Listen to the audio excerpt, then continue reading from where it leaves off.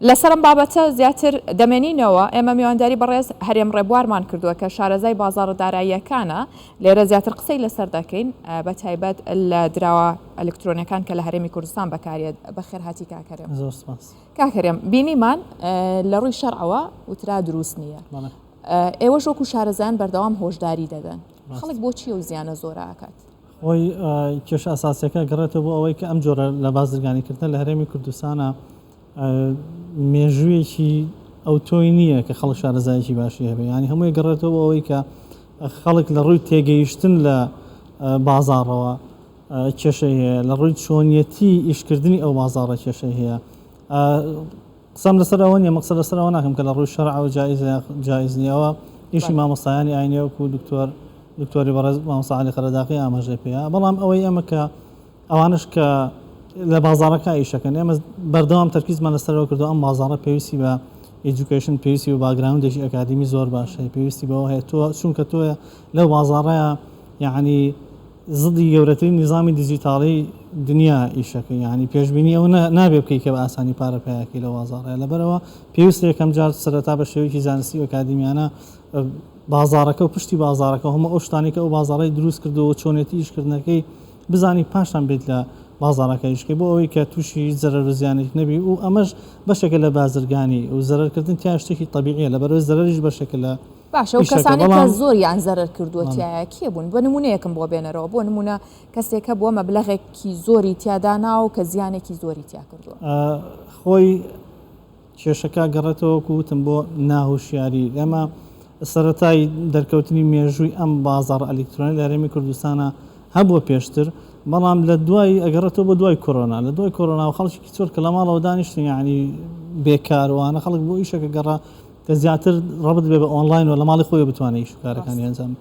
ئەو بازاڕەش خەڵک بە دەرفەتێکی زانی و ئەگەر تەماشای بازاڕەکە بکەن لە مانگی سەی 2020ەوە کە کۆرۆنا ڕووی تێگەر و بەهۆی ئەوەی کە ڤۆلیۆمی ترێدکردن زۆر بەرز بووە، معدل هەموو کریپتۆکەرەنسیەکان لە بەرز بوونەوە بن. ئەو وای کرد کە هەندێک خەڵک بۆ منە قازان زیان کرد وەکو شتەکە بڵین لەناو خەڵکە ئەوەی وتن قازانزم کرد چێشکی من لە زێشی قازانزم کرد و فلان درام کرد قازان شتەکە تەقیەوە لەناو خەڵکە لەبەرەوە هەمووی لە ماڵەوە بوو و ئەمە وای کرد کە خەڵکێکی زۆر بە لێشا بە بێ زانیاری تەنها لەسەر ئەوەی ئەساسی ئەوەی کە چەند کەسێک قازانجیان کردو لە بازاڕەکە ڕویان کردە بازاڕەکە و هیچ بازاڕێکیشمانە لە دنیا ئێمە تەنها ئەپ بێ یاخود داون بێ، یعنی بازار ئاعتیادی سەرەکەی کۆڕەکشنی خۆیەکە و کێشەکەش لەوە سەری هەڵدا ئەوانەی کە زیاتر پێوەستن بە بازاری کریپتۆ و پێوەستن بە بیتکۆینەوە دیراسی ئەو بازاڕیان نەکردبوو، نەیانزانی بوو کە پێشتر بیتکۆین ئەچێت چوەتە $1000 هاتووەتەوە بۆ نمونە $50 ئەچێتە $70,000 هاتووەتەوە $3000 ئەچێتە $20,000 $2000 یعنی ئەمە بیتکۆین خۆی بە چوارچێوەی سایکلێکە ئەجوڵەکە کۆڕەکشنی یاخود خۆڕاستکردنەوەی فوق 180 شتێکی زۆر طبیعیە لە بازاڕەکە. بەس وەکو وتم ئێمە لە ڕووی هۆشیاریەوە یعنی ئەو زانیاری نەبوو، تەنها لەوەی کە شتێک بوو یعنی خەڵک شوێن کۆمەڵێک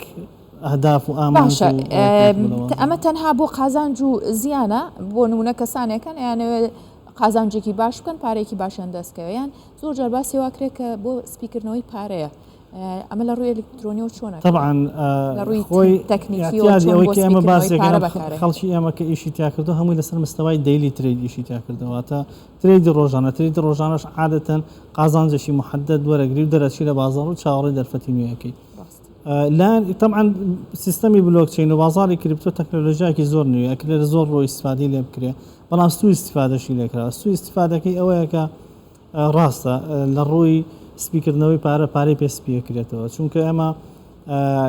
لەناو بازاڕ یعنی ئەو کەس ناتوانێت بیشارێتەوە شتێکمان پێ هەیە پێڵەن illicit transactions واتە ترانزاکشنە شاراوەکان یاخود ئەوانەی کە ناتوانێت ترێژ بکرێت. بۆ نمونە کە تۆ من پارێک ئەنێرم لە واڵەت ئەدرسێکەوە بۆ واڵەت ئەدرسێکی تر ئەتوانم وای لێ بکەم کە واڵەت ئەدرسەکەی من دەرنەچێ لای ئەوەی کە ڕسیڤی کردووە. ئەمیش یعنی ئەگەر تعریفێکی بکەین بەوەیە کە بە بەکارهێنانی چەند واڵەتێکی جیاواز چەند جزدانێکی جیاواز کۆمەڵێک تەلاعب بە پارەکە ئەکرێت لە واڵەتێکەوە بۆ واڵەتێشکە لە واڵەتێکەوە بۆ واڵەتێشکە تەلاعبی پێکرێت بەم شێوەیە و بنەتیجە ناتوانانی تۆ ڕتریس بکەی بزانی ئۆریژنەکەی واتە ئەسڵەکەی پارەکە لەکوێوە هاتووە. ئەمەش لە مەجالاتی یەک سپیکردنەوەی پارە بەکارهێنرێ دوو لە مەجااتی اختیالات و باشەمە لەسەر ئاستی جیهان ئاوا لە هەرێمی کوردستانیش بە هەمان شێوە توانرێت لە هەرێمی کوردستان هێشتا نەگەیشتوتە ئەو قۆناغی کە بڵێن بەو دەرەجەیە چکو هەر لە دنیاشە سپیکردنەوەکە بۆ ڕێژەیە ساڵی پارە و ئامارانەی کە لای منە بەڵام هەیە 6 میلیارد دلاری بە سپیکراوەوە لە بازارەکە ڕێژێکی کەم نیە طبعا کاتە تقریبا 0.5 کۆی گشتی بازارەکە کەواتە وەکوتم لە مەجای بازرگانی مرۆڤ ترانزاکشنی پێکرێت لە مەجای مادەوە ئەمە لە کوردستان هەیە ڕێژەکەی چۆنە لە کوردستان ئەگەریش هەبێ بە ڕێژێکی زۆر کەمە ینی پارەی پێسپی ئەکرێتەوە بەڵام لەو مستەوایە نییە کە ئێمە بڵین گەیشتوەتە قۆناغێکی مەترسیدار لەو ڕۆ بۆ هەرێمی کوردستان چۆن نەتوانرێت ڕێک بخرێتەوە ڕێخستن زۆر زەرورە بەڵام پێش ڕێخستن ئێمە شتێکی ترمان هەیە لە مۆزوعی سپیکردنەوەی پارەکە بۆ ئێمە خەتەرترێ ئێمە هەر کەسێک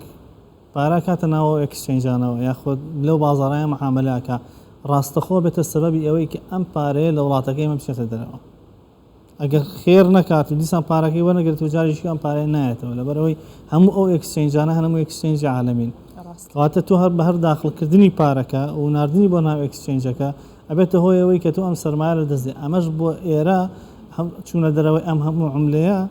یعنی بەڕاستی زەرێکی گەورە لە اقتصادی ئەم وڵاتەیە و من دڵنیاش دەکەم ئەوانەی کە لە بازارەکەیان لە کۆی گشتی فوق 95 ئەوەی کە لە بازارەکەیان لە زەرەرای لە بازاری لە زەرەرای لە هەرێمی کوردستان باشە حواڵەی پێکرێت حواڵی پێکرێت زۆر بە ئاسانی لە دەرەوەی سیستمی بانکی ئێستا هەر کەسێک بێوێ حتا لە هەولێرەوە لە بەغداوە لە هەر شوێنێکی عێراقەوە بێوێت توانێت بە چەند دقیقەیەک بۆ نمونە مەلاین دۆلار وەسەر باڵەتە درستیشکە تەحویل بکە بەبێ ئەوەی کە کەس بتوانێت تحقیقێکی لێ بکات